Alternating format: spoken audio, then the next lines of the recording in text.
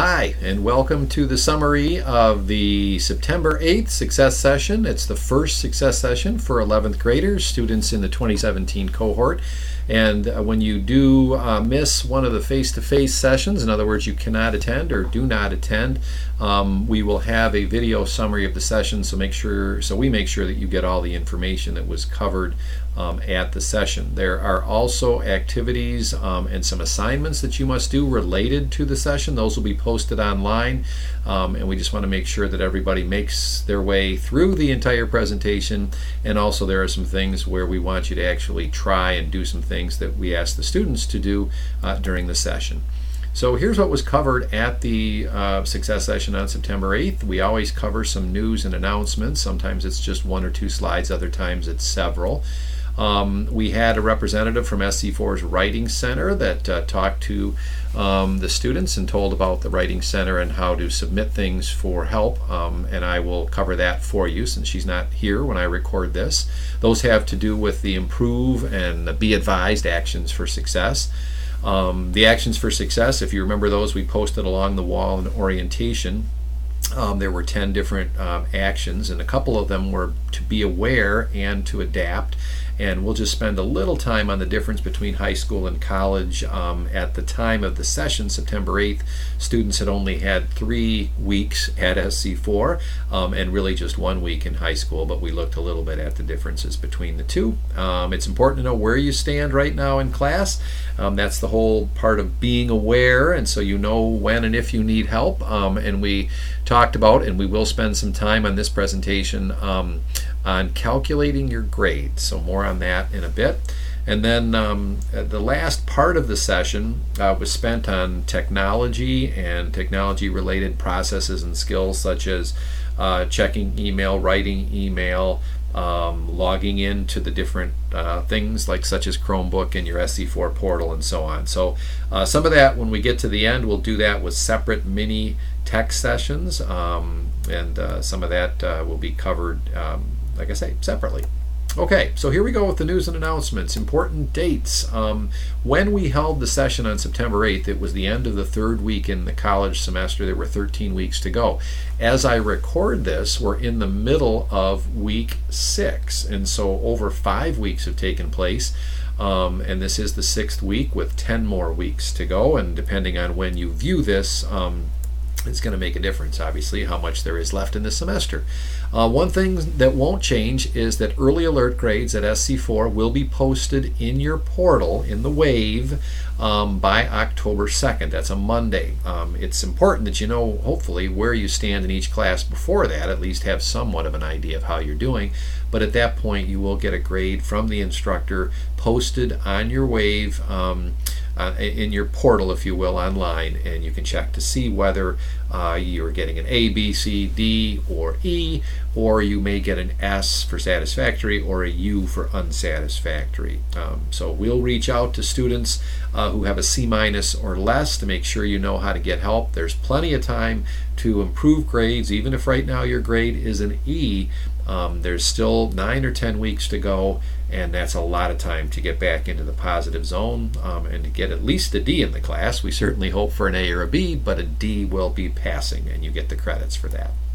Winter registration opens up on October 30th. That's a Monday as well, and the wee hours just after midnight. You can register for classes on Monday, October 30th. The next few weeks will be helping you prepare, so you know what classes to choose and the process itself. So if you really want to get a quick start on registration and get the classes and the times you want, make sure you're tuned in over the next few weeks. We have 2 success sessions coming up. The next success session scheduled for 11th graders is Friday, October 6th. Again, depending on when you view this, you may already have attended that, although if you're viewing it in the near future, as I record this, it will be Friday, October 6th, and we'll have a 1 o'clock session, just like last time, 1 to 2:30, and then a second session from 3 to 4:30, and it's going to be in the same room, room 201 of the Clara McKenzie building. I kind of recommend, if you can do it, come to the later session. Usually far fewer students are in that. It's a little bit quieter, a little cooler. It's just a little more enjoyable if you can make it to the later session, the 3 o'clock session. The deadline to withdraw from classes is December 1st, and we certainly hope that nobody considers that. You really shouldn't, unless there are extreme situations. But we'll talk to you more as the semester goes on. But in short, if you're struggling in a class and feel like, oh, this is too tough, I can't do it, I would say that yes, you can. I'm confident that you can. There is time to pull out any class, even if your grade is low right now. And ultimately, you have until December 1st to decide whether or not to withdraw from a class. And there is a process involved that you need to contact us about.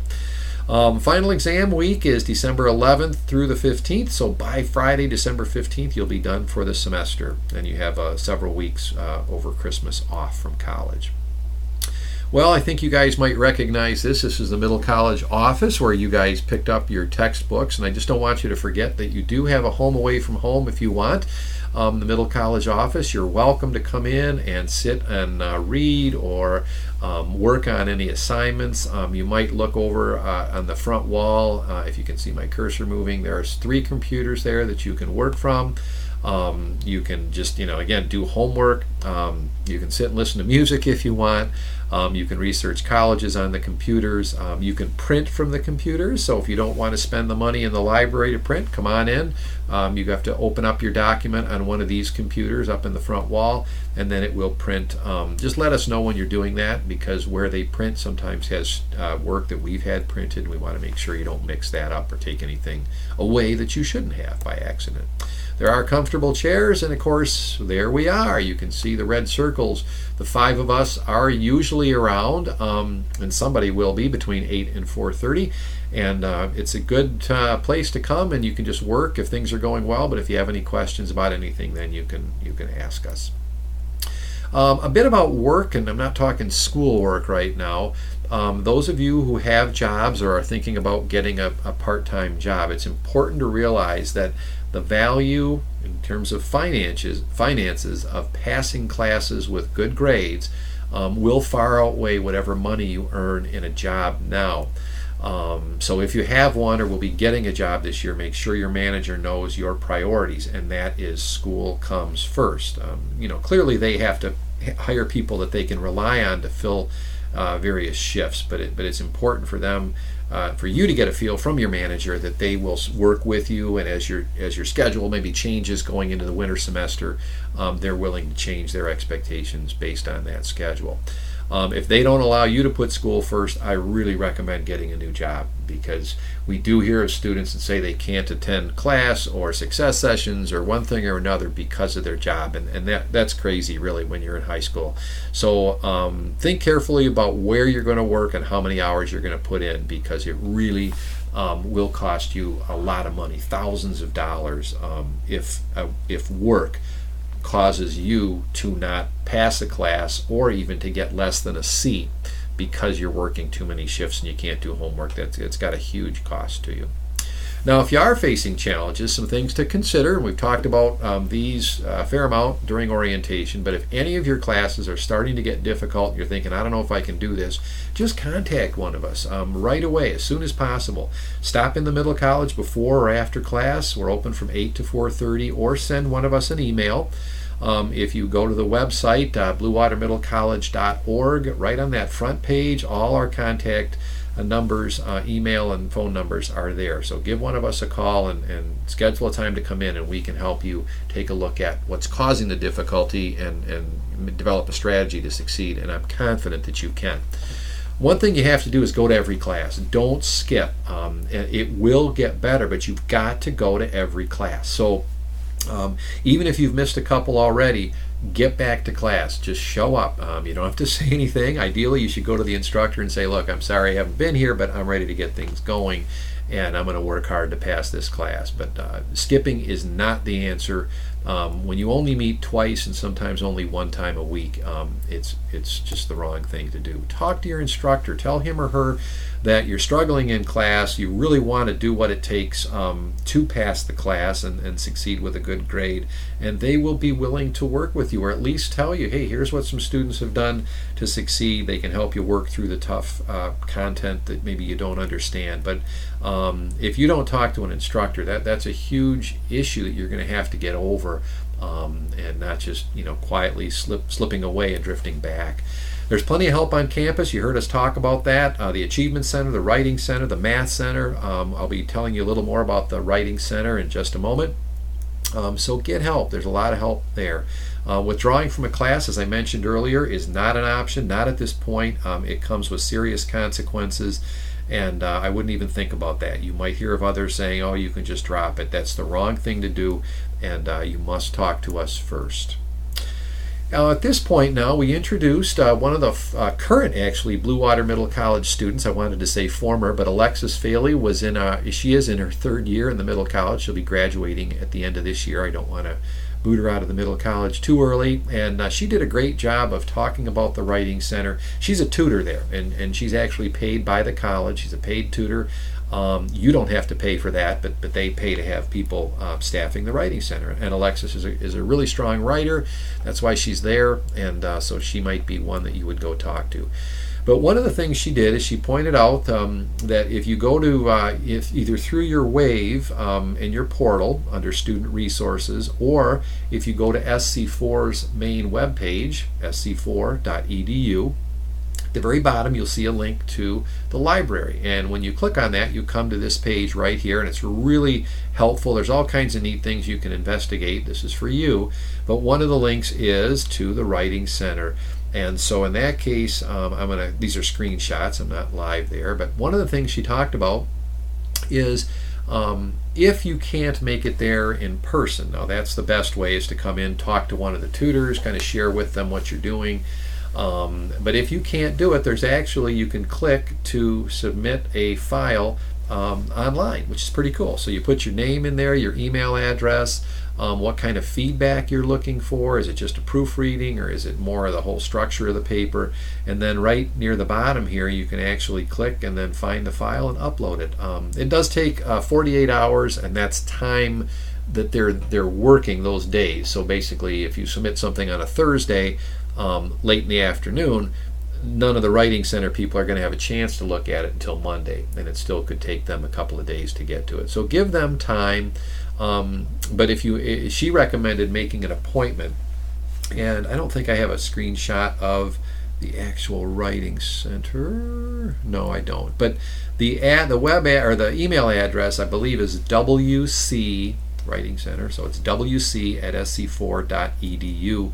And she said the best thing to do is send an email and say, can I meet with somebody and give them the day and kind of a time frame, and someone will get back in touch with you, and they can give you 20-30 minutes of their time. So you can walk in, but you're just guaranteed an appointment if you email them ahead of time. So you would submit your paper. That's one thing you can do. I just wanted to share a little bit. Again, this is a screenshot of part of their webpage. Not sure how well you can read that, but it says a Writing Center session on average lasts about 20 to 30 minutes. Students are encouraged to schedule additional meetings or continue to drop in as much as they need.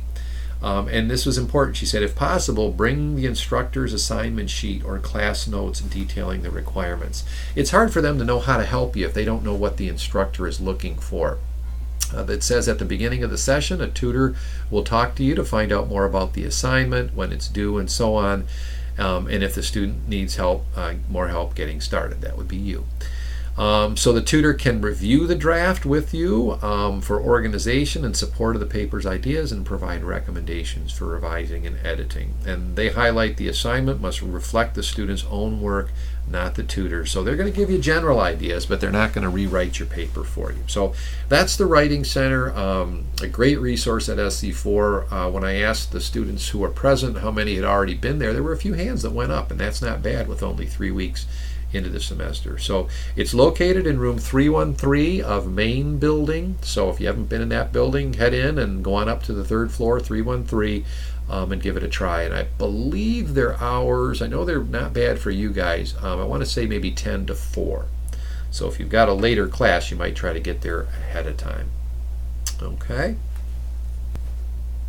Okay, the next section of the success session was about you, helping us to help you be more aware of how you're doing. One of the things we looked at just briefly is, kind of ask for hands to go up, asking for the differences that students had already seen between high school and college.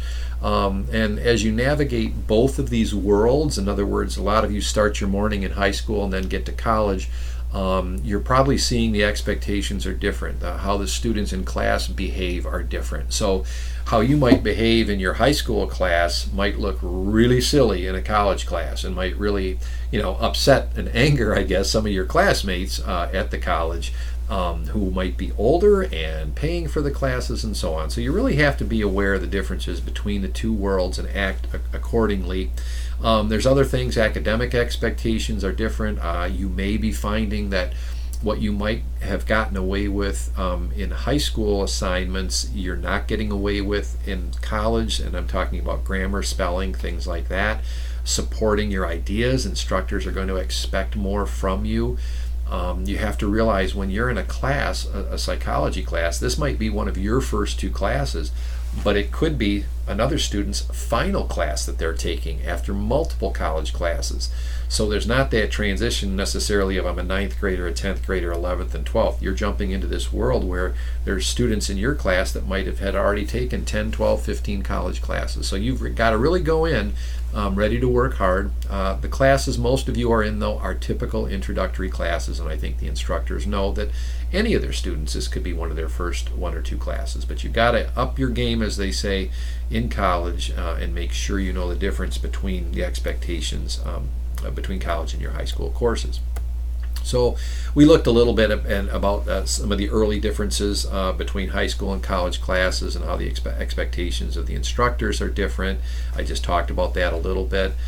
Some of them are more loose than your high school teachers. Some of your high school teachers might be very strict on when things are due. Some of the college instructors you might find don't really care whether you do the homework or not, because your grade is based on the exams. And some students like that. Others wish they had more homework to build up points.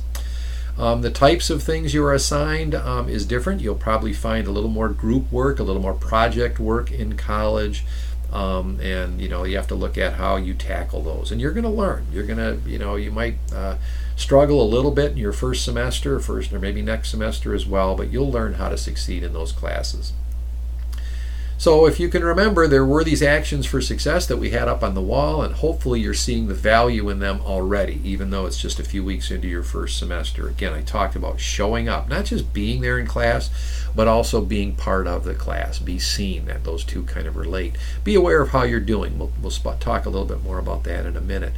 Be advised. That's going to start coming up now as you get ready to schedule winter classes. Schedule an appointment to come into the middle college, or meet with an SC4 advisor. Get some advice on what courses to choose. Hopefully some of you are already building relationships with instructors, with new students. Maybe you're building some new friendships, some study partners, and improve. If you're not doing so well, there's plenty of room for improvement, and we've talked about all the resources you can use. Communication is key. Communicating with your SC4 instructor. Make sure you're getting good at checking email and having it come into your Chromebook or your phone or whatever. We can help with all of that. So let us know if you're, if you don't have an easy way of checking email, and yet you have a smartphone or the Chromebook and you're not sure how to get it to get your SC4 email. Let us know. Adapt.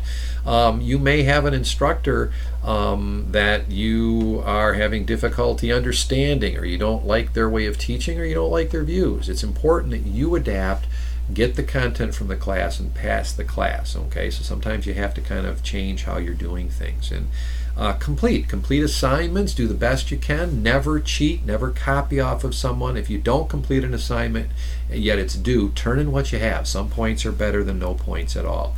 And finally, the key one is to own it. You're probably learning in SD 140 about the idea of being a creator versus a victim. And a lot of times we hear of students and they come in, they're not doing well, and they're blaming everything. They're blaming work, they're blaming the instructor. And really there's things that they can change to succeed, and they can create their success rather than be a victim of others. Okay, so lots of actions for success. Hopefully you're starting to see those come into play, and you can learn to improve and do all of these. Okay, So now we're going to do one more thing, take a few minutes before we move into the technology side of the presentation, and actually that's going to be other presentations that will be posted on the website.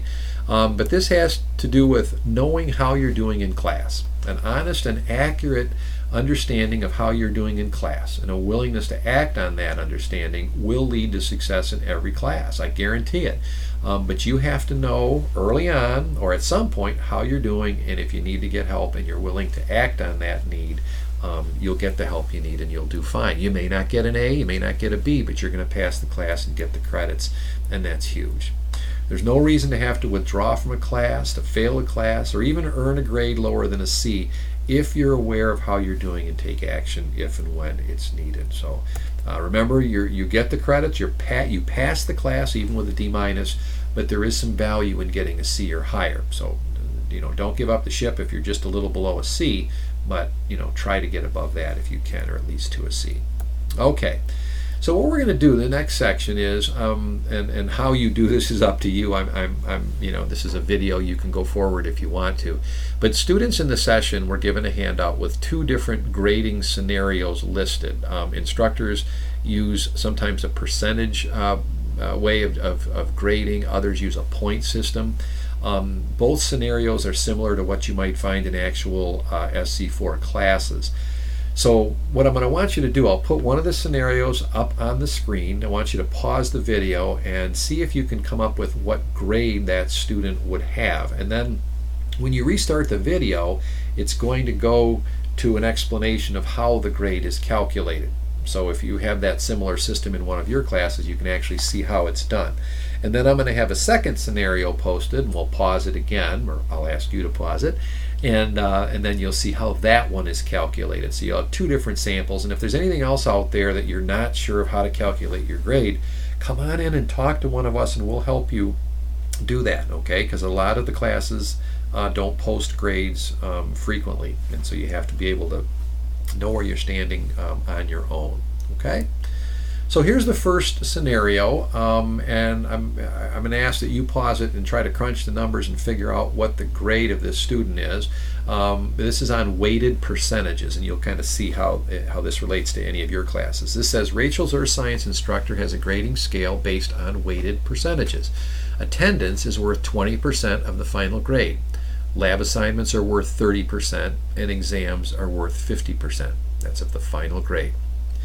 As of today, with 3 weeks done, Rachel has been present at 4 of the 5 class meetings and received a 100% on the 1 lab assignment. But then she didn't do very well on the first exam and only earned a 50%. What is her current grade percent? Okay, so you've got the overall weights of each thing, attendance, lab assignments, and exams, and then you have how Rachel has done up to this point. So pause the video. And take a few minutes, try to come up with a number, and then hit play again and you'll see the solution.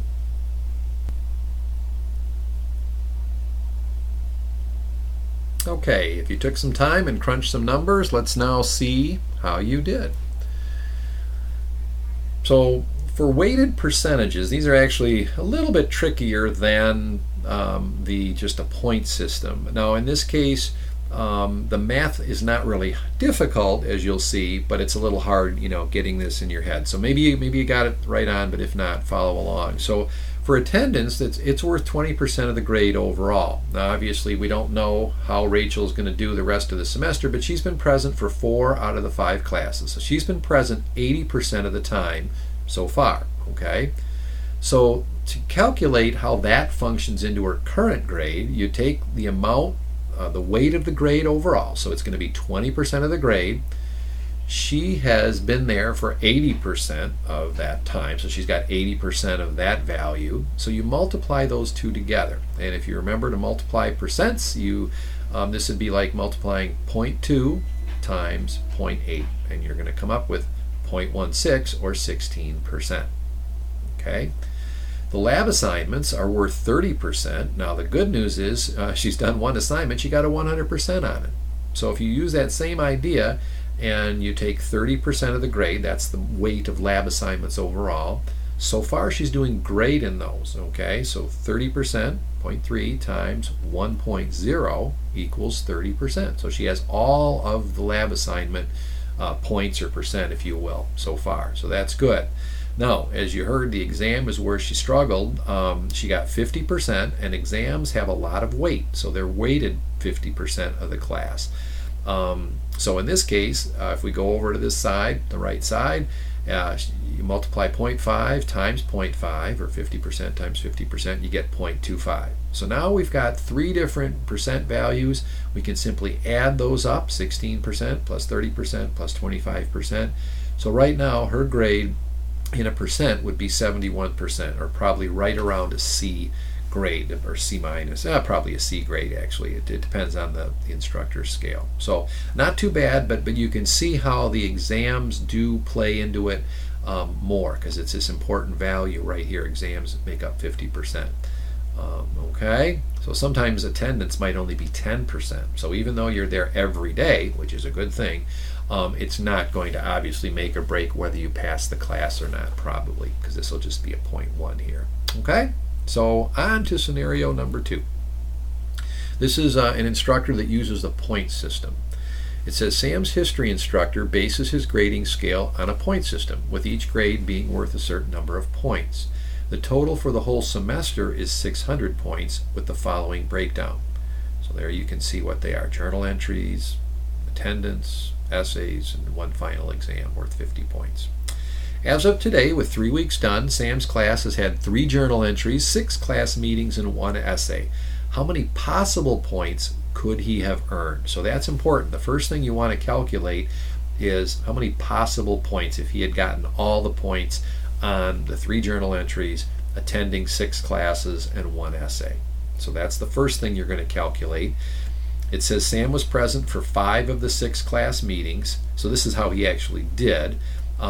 He was present for 5 of the 6. He missed the first journal entry, but then earned full points on the next 2. And then he received a 38 out of 50 on the 1 essay. So how many total points has he earned? And what is his current grade as a percent? Okay, so you're going to figure out the possible points, then how many points has Sam earned so far, and then what is that? How can you calculate his current grade as a percent? So I want you to try to crunch this. So pause the video, see what you come up with, and then we'll go to the solution in just a minute. Okay, let's take a look at the solution now. And calculating your grades for the point system. So in this case, the number of possible points, I mean, here they are, 15 entries, 10 points each, and so on. So there's 600 total points possible for the semester. And in this case, there were the journal entries. Sam, I think was the student's name, got 20 out of 30. Now the total possible points was 110. So if you he could have gotten 3 journal entries, 10 points each, that's 30 points, and the classes 5 points each. I think there were 6 that he could have attended. So when you add up all the possibles, there were 110 points possible. So how did he do? 20 points from the journals, he gets 25 attendance points, and he got a 38 out of the 50 essay points possible. So that's 83 possible, 83 that he earned actually, and 83 divided by 110 gets you a percentage of 75. So he's got a C plus, B minus range there. Okay, so 83 divided by 110.